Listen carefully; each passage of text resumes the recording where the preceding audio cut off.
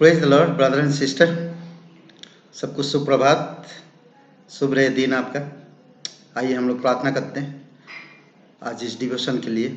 हमारी सर्वशक्तिमान परमेश्वर प्रभु यीशु मसीह के नाम से पिता हम धन्यवाद देते हैं इस डिवोशन के लिए। आपकी दया आपकी कृपा रहे प्रभु।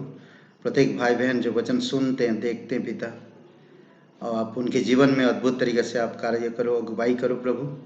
आप उनसे प्यार करते हैं, आप उनके लिए क्रूस पर जीवन दिए और आप उनके लिए पिता तेरी अनुग्रह में, तेरे प्रेम में और तेरी दया में बढ़ाओ प्रभु।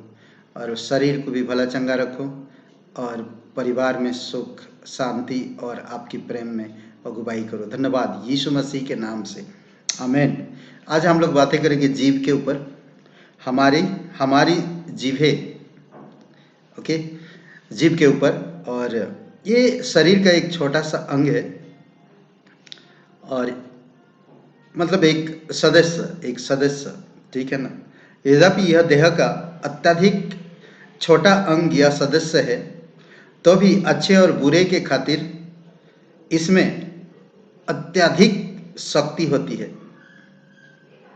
इसे निरंतर नियंत्रण में रखना आवश्यक है। छोटा सा अंग है या एक सदस्य है जीभ, इसको नियंत्रण में अगर नहीं रखते हैं तो ये बहुत खतरनाक है। अच्छे बुरे के बीच में बहुत जरूरी है इसका नियंत्रण।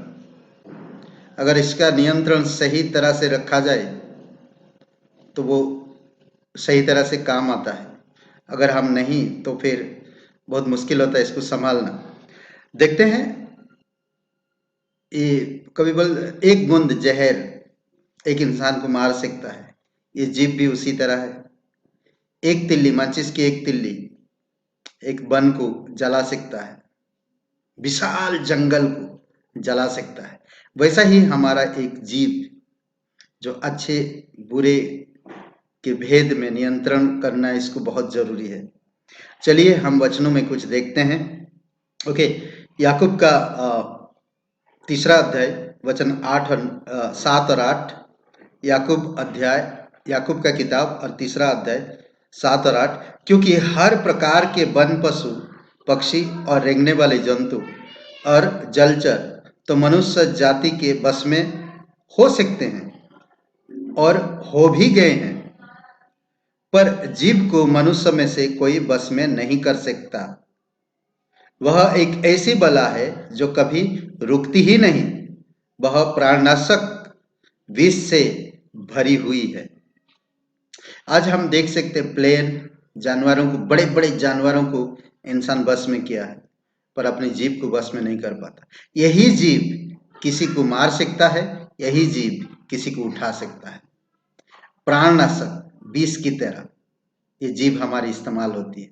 इसीलिए इसको नियंत्रण आप और मैं नहीं रख सकते, ये केवल परमेश्वर ही रख सकता है। इसीलिए बहुत इंपॉर्टेंट, बहुत जरूरी है कि हम अपनी जीभ को नियंत्रण में रखें। कब कहाँ क्या बोलना हमें सावधान रखना। यीशु मसीह हमेशा ज्यादा नहीं बोलते थे, कम बोलते थे।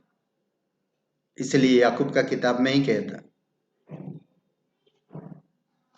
क्रोध में धीमा, बोलने में एकदम कम और सुनने में तेज। 3 बातें बहुत जरूरी। बोलने में कम, क्रोध में एकदम धीमा और सुनने में तेज। नीति वचन का 12 अध्याय 18 और वचन 25 में देखते क्या कहता है। अद्भुत बातें हैं ये भी। ऐसे लोग हैं जिनका बिना सोच विचार का बोलना तलवार की नाई चुभता है, परंतु बुद्धिमान के बोलने से लोग चंगे होते हैं। उदास मन दब जाता है, परंतु भली बात से वह आनंदित होता है। हमेशा भली बात की खोज करिए, भली बात से लोग आनंदित होते हैं। धर्म की जो बुद्धिमान की बोल होता है वो अद्भुत है, वो जीवन में चंगाई ले आता है। परंतु बिना सोच विचार की जो बोल है, जो शब्द है, वो चुभता है। इसीलिए जीभ से हम किसी को मार सकते हैं, तलवार की तरह काम करता है। तो इसीलिए मुझे भली बातों में बढ़ना चाहिए, भली बातों में बोलना चाहिए। नीति वचन का 21-23 में कहता है, जो अपने मुंह को बस में रखता है वह अपने प्राण को विपत्तियों से बचाता है। जो अपने मुंह को बस में रखता है वह अपने प्राण को विपत्तियों से बचाता है। इसलिए बहुत जरूरी है कि हम अपने मुंह को बस में रखें और सावधान रहे। पहला पत्रस 3:10, क्योंकि जो कोई जीवन की इच्छा रखता है और अच्छे दिन देखना चाहता है वह अपनी जीभ को बुराई से और होठों को छल की बातें करने से रुक रहे। पहला पत्रस 3:10 में जीवन को देखना चाहते हैं, अच्छा दिन देखना चाहते हैं, अच्छे परिस्थिति में देखना चाहते हैं तो अपनी जीभ को बस में करिए और अच्छे बातों की खोज में लग जाइए। नीति वचन का 13:3 में कहता, जो अपने मुंह की चौकसी करता है वह अपने प्राण की रक्षा करता है। इसलिए समय समय पर बातें करिए, कम बोलिए। कोई भी हो, घर हो, ऑफिस हो, स्कूल हो, कॉलेज हो या कोई भी जगह, कम बोलिए। और कुलोसियों का 4:6 में कहता है, तुम्हारा वचन सदा अनुग्रह सहित और सलोना हो।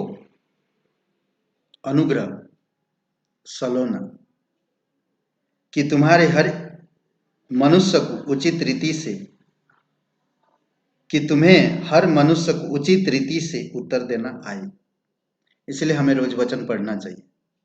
हमें परमेश्वर की बुद्धि, परमेश्वर की शब्द, परमेश्वर की वचनों को हमारी अंदर बसने देना चाहिए। जब हमारी अंदर अच्छी चीज भरा रहेगा तो अच्छी बातें निकलेगा और दूसरों को भी उन्नतिशील बनाएगा। और परंतु अगर हमारी अंदर बुरी शब्द, बुरी बातें, सांसारिक चीजें भरा रहेगा तो लोगों को विनाश करेगा और प्राणों को तलवार की समान छेदेगा, काटेगा। इसलिए सावधान रहना।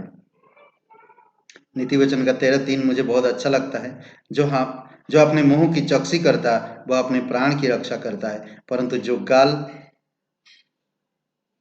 बजाता है उसका विनाश हो जाता है।